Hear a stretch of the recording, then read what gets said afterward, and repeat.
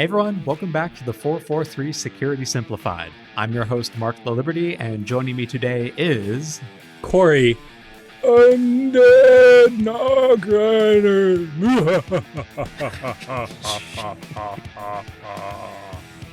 Who knew zombies were so loud? Happy Halloween. Happy Halloween, everyone. On today's episode, we will be discussing the new set of performance goals that have just come out fresh off the press from CISA. We'll go into Google's update, or at least affirmation of their support on a relatively new bill that's just been introduced into the Senate. And we will end with an analysis on a pretty interesting, kind of cool, novel piece of malware and some of the ways that it's spread and evolved spreading. With that, though, let's go ahead and plug ourselves in. Charging. 2% battery. Just like my laptop.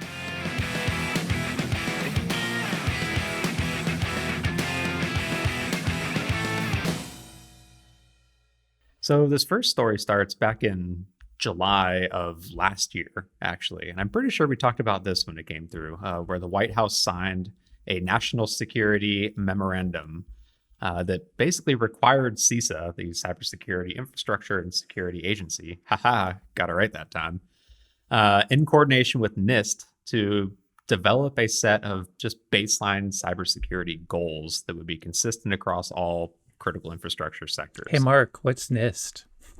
The National Institute for Standards and Technology. Thank you. Wow, look at that. You're rocking it today. Anyways, sorry, keep going. So CISA is an issue because it's got like security in it twice. I know, it's kind of weird. And anyways, whatever.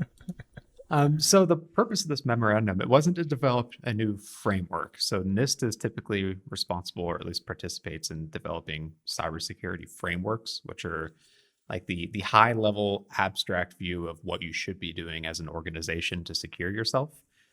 They already do a really good job of that. The issue is CISA and the government and private organizations realize that there's a decently large jump to go from a framework to actual cybersecurity in practice.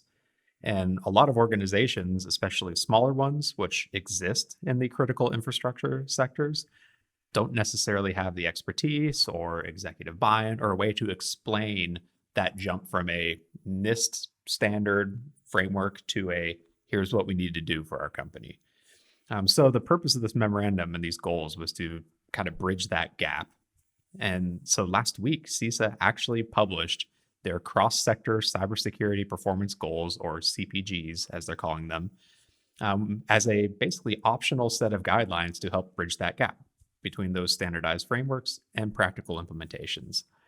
The director of CISA, Jen Easterly, wrote a pretty decent foreword for these sets of goals, explaining the purpose and reason for them. There's a couple of good quotes out there I think we should share.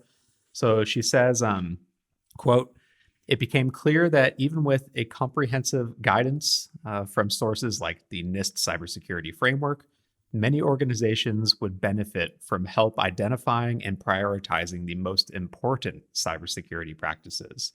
So basically saying that the framework does a great job of here's all you should be doing.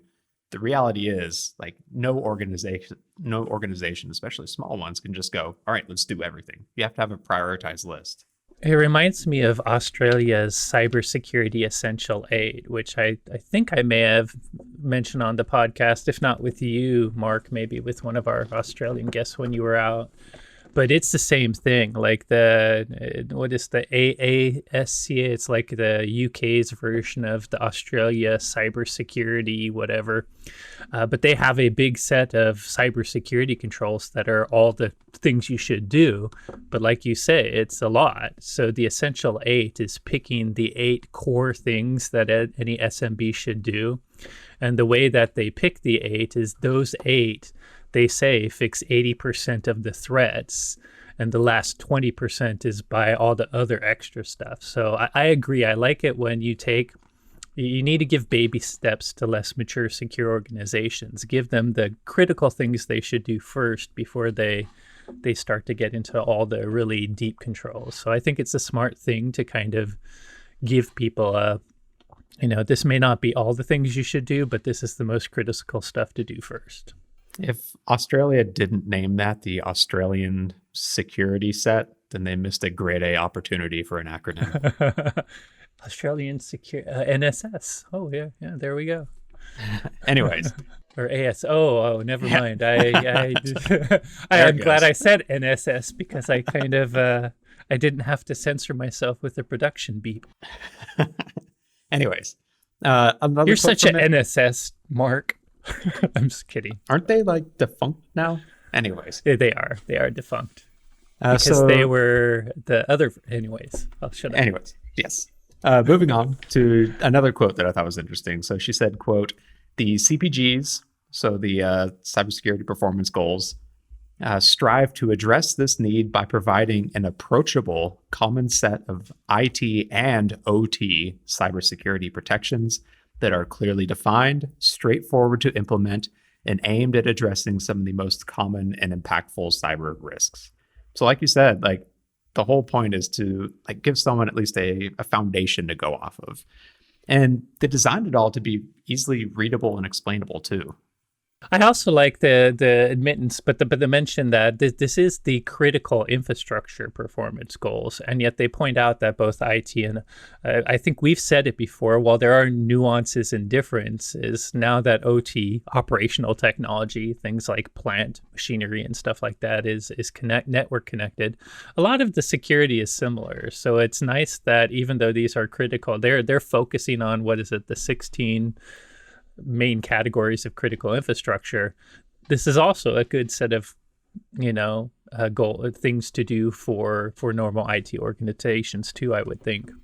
Oh, it 100% is. Like I went reading through all of them and they are, I mean, it's like to us as, seasoned cybersecurity practitioners, 101. it's exactly, it's all like obvious stuff, but like it's not for us. It is for small organizations that need help explaining some of these to, let's say, like executives on the team or other individuals within the organization to say this is why we need to do it, and some actual tips on how to implement some of these best Specifically, practices. the small organizations that don't have a security professional, their IT admin, plays a security professional on TV part time. So yeah, no, I get it. And by the way, critical infrastructure, you might think, oh, well, that's really small businesses. We're talking critical infrastructure.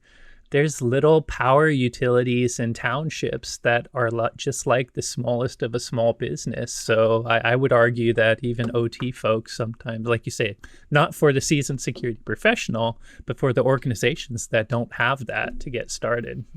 100%. So like at a high level, like this document, it's like a couple dozen pages and it goes through, I think, like 8 different areas from like authentication security to data security to governance and risk assessment, like that sort of stuff. And they've actually broke it out really well for each of the topics. Like at a high level, each goal has a few common components. There's a outcome, which is the ultimate security outcome that it's striving to enable. There's the TTP or risk that it's addressing. So either a primary set of MITRE attack TTPs or the set of organizational risks that would, as they say, be rendered less likely to or impactful to the organization if the goal is implemented. There's a security practice, so the actual mitigation. So again, frameworks, they tell you this is what you need to do. This is the actual like how to do that kind of meat and bones of this goal. The scope, so the actual set of assets that are an organization should apply this goal to. The recommended action, a specific approach to implement it. And then in some cases, they had references to like the NIST cybersecurity framework too. Like as an example, one of them in there was for the goal being separating user and privileged accounts. The outcome, they said, make it harder for adversaries to gain access to administrator or privileged accounts, even if common user accounts are compromised. The TTP is the MITRE attack at T1078, so valid accounts. They included the ICS one in there as well too. The scope is all IT and OT assets were safe and technically capable. And the recommended actions are just no user accounts should have admin or super admin privileges at all times.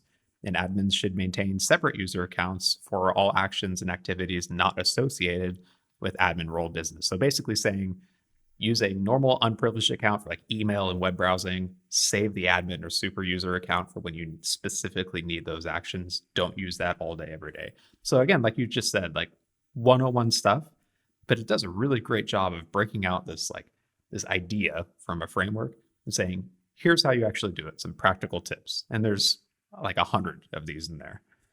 Makes it really easy for anyone, just tech person, security person, whatever, to take this and say, here's what we should be doing, and here's like a jump start on how to actually accomplish it. So I think this is fantastic. Like, yes, it is CISA. It's supposed to be geared towards critical infrastructure, but I mean, like you said, anyone can use this at all. Doesn't matter if you're critical infrastructure or not. I think it's fantastic too. My skepticism isn't the content or them putting this out. It's will people do it? Because if I were just putting on my cynical cap, there's lots of security frameworks that exist already.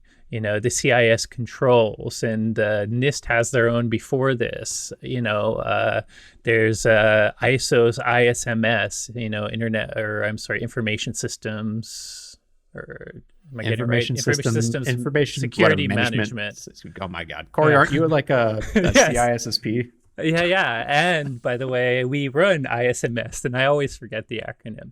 But there's a ton of frameworks, and while I agree with you, they're actually the way they describe the tips with, you know, the practical, the outcome, the scope is all very well put. There's so many guides out there that have very similar things, and yet small and medium businesses and small critical infrastructure energy companies still have been failing this for years and years. So I love that they put this out. I think it's a fantastic resource. But I think, am I incorrect in the beginning? It says voluntary.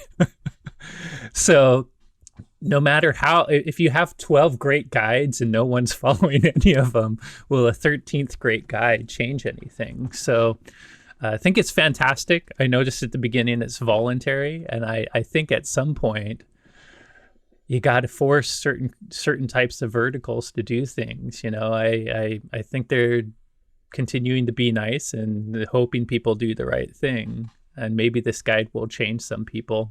But I think in critical infrastructure, they are clearly moving towards more forceful requirements. Yeah, maybe not following this guide, but following a standard. Like, I mean, what is it? 30 hours, 24 hours mandatory reporting of incidents now if you're a critical infrastructure org? Yes, I think they're getting there. But if you read the actual CISA release, you know, they do mention voluntary performance goals. So I think until they remove some of the voluntary, it's another fantastic guide. But good guides have existed before too. So we'll see. If you're any organization and maybe you're having trouble like getting buy-on for some or explaining like why you need to follow some framework, or even just 101 cybersecurity stuff, this is a great tool to at least give you a little bit of ammo and help explaining some of it. And the CPGs in particular, you know, having that initial minimum set to get you started if you're trying to take a small bet at a time. I also recommend looking at Australia's essential aid, even if you're not in Australia. But the good thing about that is when you see the full sets of controls and guides, it feels overwhelming if you're new to security. So having a little bit that you can bite off at a time is nice, and this might help there. And the biggest thing is like just starting somewhere. Like, whenever you hear someone talk about adopting a framework, it doesn't mean adopt it all at once. It means just start using it where you can and then build on it. Like, cybersecurity isn't about being perfect. It's about making constant and continual improvements to just get to a better place over time. Exactly. So moving on to the next story. So last week, Google published a blog post basically affirming their support of the US government's efforts to advance open source software security. And so they specifically made this blog post to talk about the Open Source Software Act, which was just introduced into the Senate last month. So this act, backing up, it's a bipartisan bill, and it's all around proposing this kind of framework to guide the federal government, and by virtue their contractors, to improve their use of open source software and ensure security around those interactions. So some meat and bits of the bill directs CISA. Again, man, CISA is getting all powerful these days with a lot of stuff falling under their purview, which is good. Like, they're actually a pretty dang good organization to work with. But So it directs CISA to perform outreach and engagement around open source software security, have them assist in coordinating vulnerability disclosure in open source software components, work with NIST again to create and update annually a framework for assessing risk of open source software components, work with NIST to also create a framework for open source software assessments that must be used by all open source software components used directly or indirectly by federal agencies, share the results of those assessments publicly, and then hire open source developers to identify ways to mitigate software risks. So the bill sounds pretty good from a holistic approach of they're recognizing this need that in open source, there's an issue with it's all volunteer based, basically. Yes, some get like sponsorship from major organizations that help back some of the components. But for the most part, like with a lot of these components, especially ones that are widely used across the internet, it's just some dude or a couple of people that are working on it voluntarily as a side job. And they don't necessarily have the time to, say, implement best practices with software development for this component or react to every single security weakness that comes through, even just maintaining dependencies that library may come on. And so the bill, and as we'll discuss in a bit, like Google's blog post, recognizes that it shouldn't necessarily all fall on that maintainer to maintain the security of the program. Like it needs to be this distributed effort in order for it to actually succeed. So in their blog post, Google noted that open source software supply chain has several seemingly simple questions. Man, several seemingly simple. That's a good alliteration there. Red that are leather, yellow leather, red leather, yellow. Questions that they should be simple to answer in practice, but in reality, they're actually difficult to answer. Things like, does a project contain known vulnerabilities?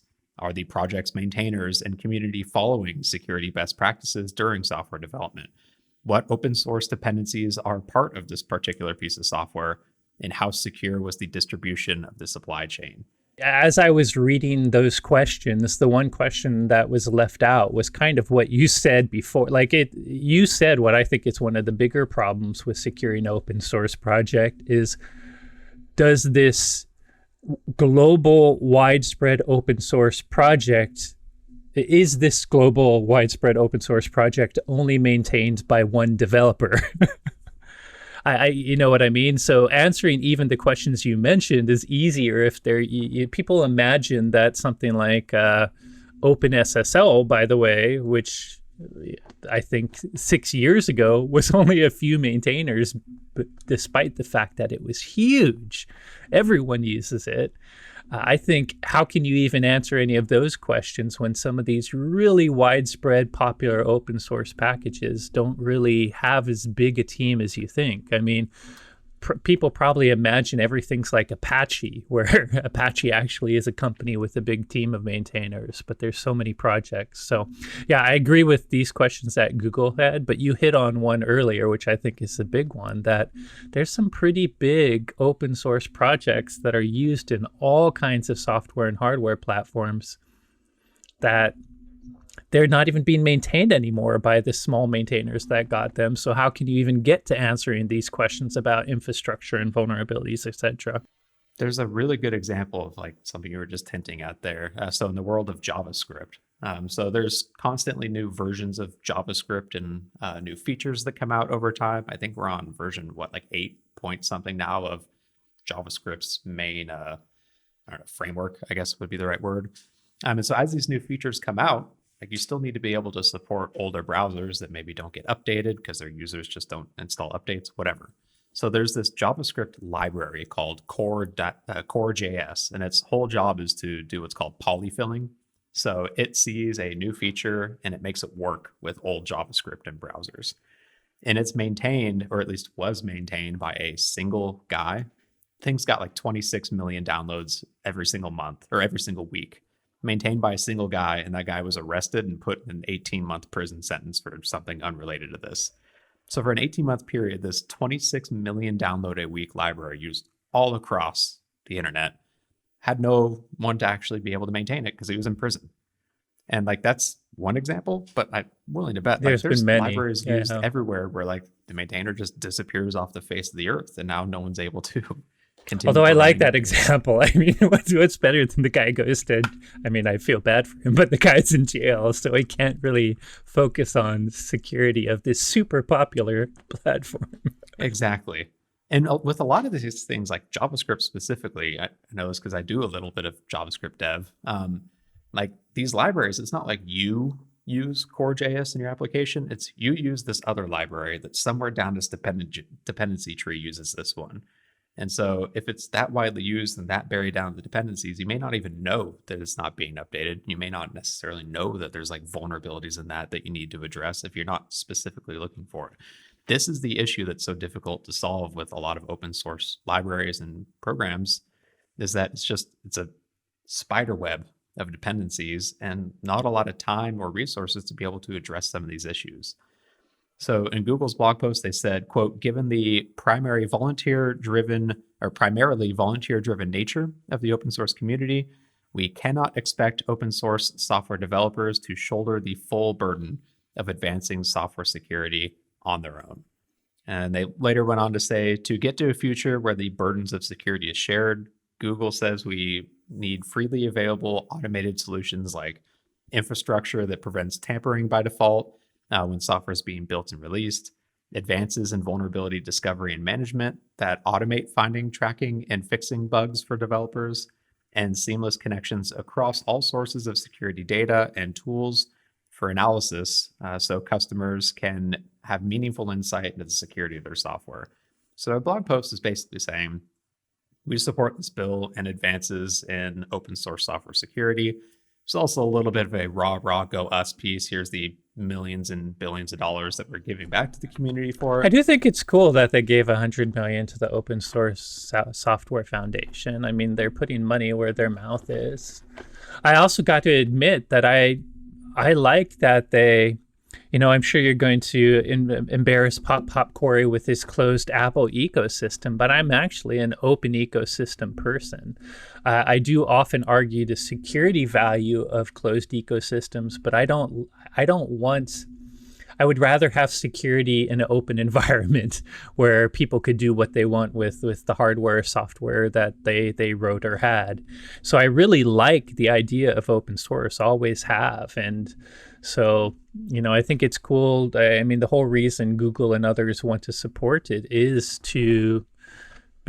collaboration, is to have everyone to be part of this community. And open source security software is one of the best things where people from different vendors and companies can come together and create something that protects everyone. So I love the idea. Yeah, you're right. It's raw, but shoot, they did put $100 million towards open source software improvements. So I would be asking for a pat on the back too if I had donated $100 million. And the thing I like about this bill they brought up too is that it's not just imposing rules and regulations. It's also empowering CISA to help as well too. So they're going to help, guide the federal government to be more secure as they use these, but they're also going to have resources to try and address and identify some of the issues along the way too. And I think it's a shadow that a flashlight needs to be shined, because is one of the reasons I and others love open source is the idea that it could be more secured if a lot of eyes were on it, but a lot of eyes aren't on it. So I'm glad you and I have talked about that for a long time. Is open source really more secure? Well, theoretically, it could be, probably not actually, because of all the business dynamics we talked about. So good to shine a light there. Yep, 100%. We'll see where this bill goes. It does seem to have a decent amount of support, and clearly it's got some private organization support too. So before we get off this, by the way, Mark, just since we're talking open source, I'm sure you're saving this for next week where we'll actually have detail, but it's probably good to point out to the listeners tomorrow. We recorded this, the week before you're hearing it. And right now there's a pre-announcement of a critical vulnerability in OpenSSL 3.0X and above. So nothing below OpenSSL 3.0, but everything above it. We know nothing about it, but some are comparing it to Heartbleed. And it's the first critical vulnerability in OpenSSL, I think, since 2016. And as you listen to this on Monday, it should be a fix for it, I think, Tuesday, November 1st. So while we're talking open source, that is the type of widespread package you'll find everywhere. So just get ready for tomorrow to be looking for that. I presume we might talk about it next week. We'll see, but have an I eye have out a for it. strong feeling we probably will end up talking about it next week. If either saying, "Oh my God, the sky is falling," or "Wow, that was nothing." Yeah, So, yeah. We'll probably we'll make fun of them, but the pre-announcement is different. I mean, when they're pre-announcing that a patch is coming, it usually means it's one you want to get quickly. yep. So we shall see. I imagine that WatchGuard's engineering team already has the wheels spinning. So we'll see.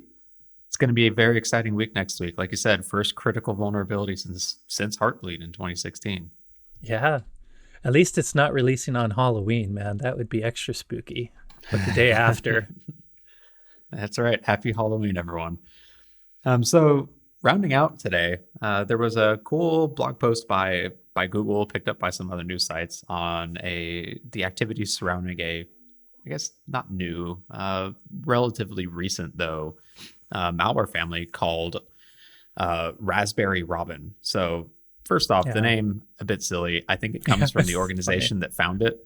So it was back in May of 2020. The security firm Red Canary reported on a new at the time worm that they called Raspberry Robin. And I think, by the way, it probably wasn't well known. Like you're saying, it's new to us now for reasons that will make it more interesting. But back in May, it seemed like a pretty low risk threat, as some of the things you talk about. Not low risk, but just it's not something that would have spread widely with its initial capability anyways. Yeah. So they originally found it spreading exclusively using USB drives. So basically, the drive would contain a Windows shortcut .lnk file that's disguised as a folder, so changing the icon of it. Early versions of it had a generic file name like recovery.lnk. Recent ones use the brand of the USB drive, so like scandisk.lnk, where with some of these thumb drives, if you've configured your Windows computer to auto run on insert or mount of removable storage, it will automatically execute that LNK file, which enables it to ultimately load up malware. Even if you don't have auto run enabled, like by using this social engineering, by disguising it to look like a directory and maybe tricking someone into double clicking it, that's enough to let it get through as well too. And by the way, that USB spreading is what I was alluding to. On one hand, USB spreading is dangerous because it's something that people think of less, so it can happen. But just by pure volume of widespreadness, USB spreading slow and not guaranteed. It's not like a network spreading, which can be automatic and quick if you're taking advantage of an exploit. So I think the initial USB vector of this might have made it kind of a small volume thing, but there are probably gut tells updates. Me that they had like a decent, there's no way it's 100% effective, but I have to imagine like the efficacy of something like this has got to be halfway decent. Like put yourself in the shoes of an untrained person. They get a thumb drive in the mail. Like, no, don't get me wrong. I think everyone that gets a thumb drive and puts it in would probably get infected even if they had to do the user interaction version of it because they didn't have auto run enabled.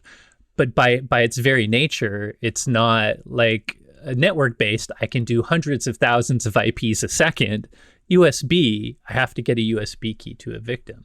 So I actually think of USB sometimes as more sophisticated targeted attacks. It's a great vector of attack, but it doesn't tend to be headline malware because it doesn't go to a widespread scale if it's just using USB.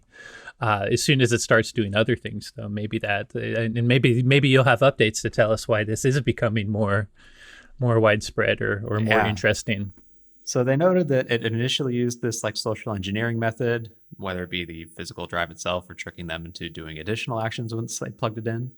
Microsoft originally published their own analysis of it earlier this year too, that had some details on like what happens after that LNK file executes. I highly recommend you go dig it up. It's pretty interesting of some of the living off the land techniques it uses to ultimately load malware too.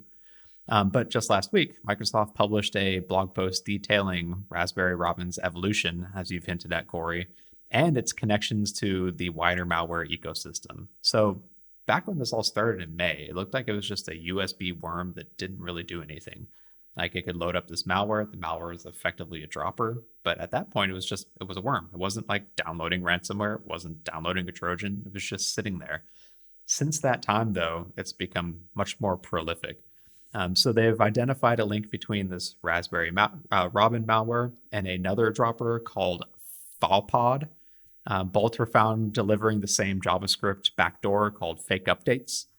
They had similar TTPs for launching malware as Raspberry Robin and using some of the same living off the land techniques like lolbins, living off the land binaries, basically using tools like MSI exec and run DLL on Windows in order to load up malware.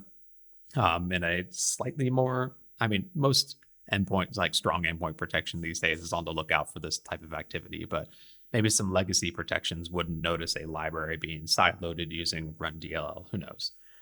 Microsoft also found additional links between Raspberry Robin and the Dridex banking Trojan. So now they're seeing it drop remote access Trojans onto systems.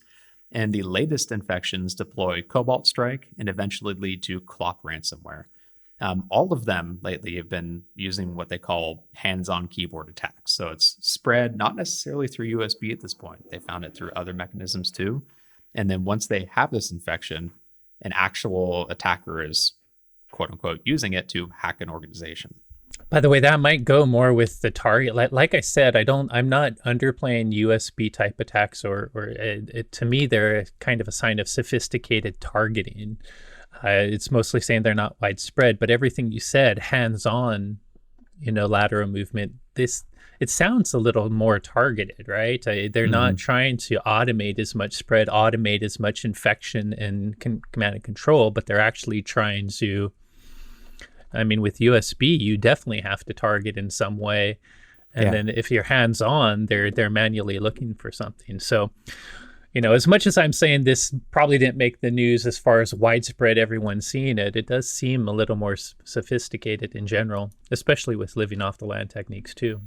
Yep, they had some big takeaways from it. So the main one was Raspberry Robin, like other modern malware threats, has multiple vectors. So they noted at least 4 different ways that Raspberry Robin can end up on a system, not just that USB one, but other methods now too. And all of them were ultimately linked with hands-on keyboard actions by an attacker.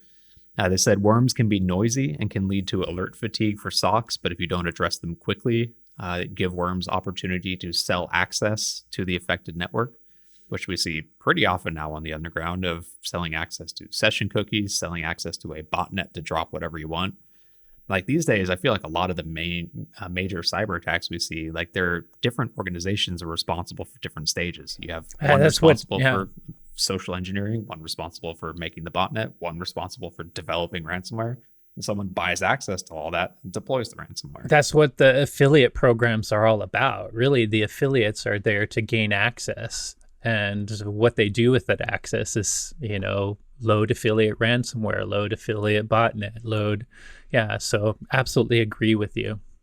Yep. It's also probably safer for criminals in the same way a kingpin would make all kinds of other people down to the end mule who may not even have much awareness over what was happening do stuff. It gives a arm's length separation from the worst crimes.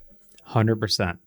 So they said at first Raspberry Robin seemed to have really no purpose, but later evolved to a point where it can be have a devastating impact where deployed.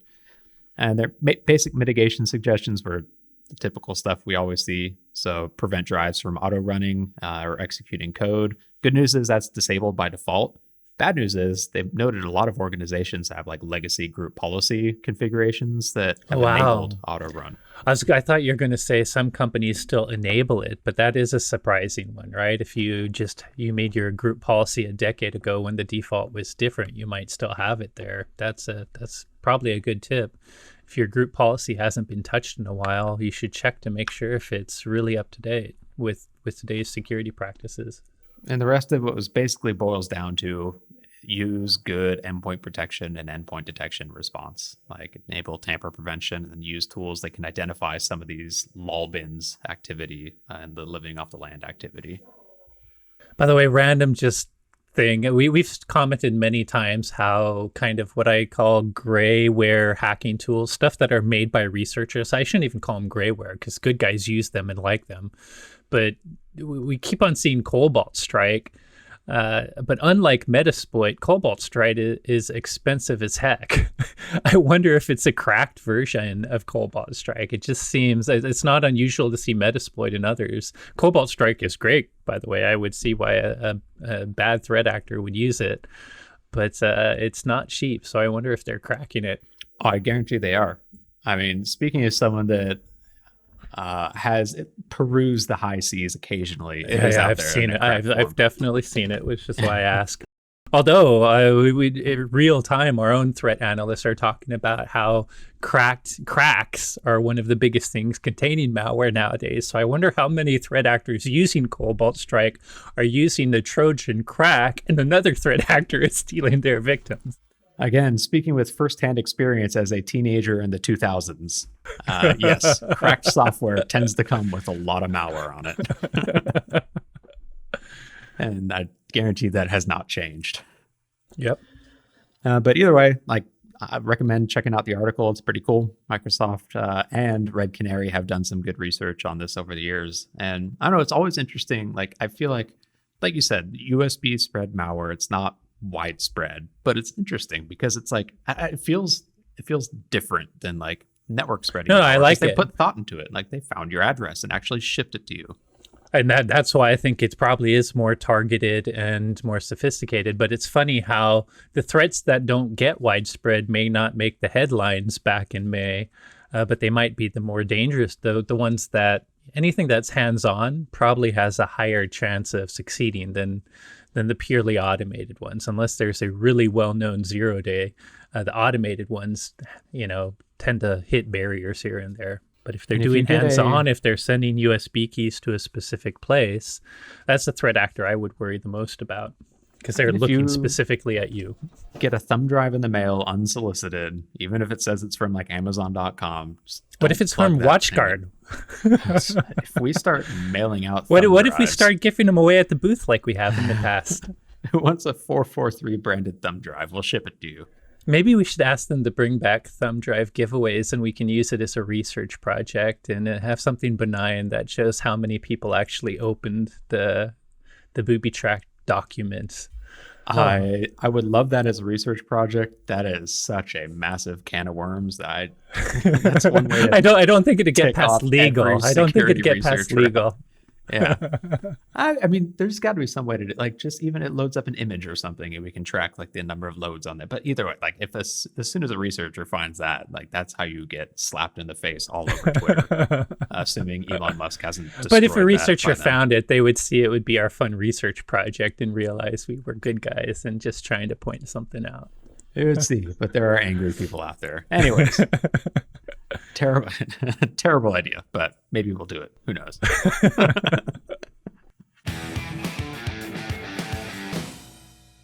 Hey everyone, thanks again for listening. As always, if you enjoyed today's episode, don't forget to rate, review, and subscribe. If you have any suggestions for future episode topics or questions on today's topics, don't forget you can reach out to us on Twitter. I'm at XORRO_. Corey's at SecAdept, and the both of us are at #the443podcast. Thanks again for listening, and you will hear from us next week.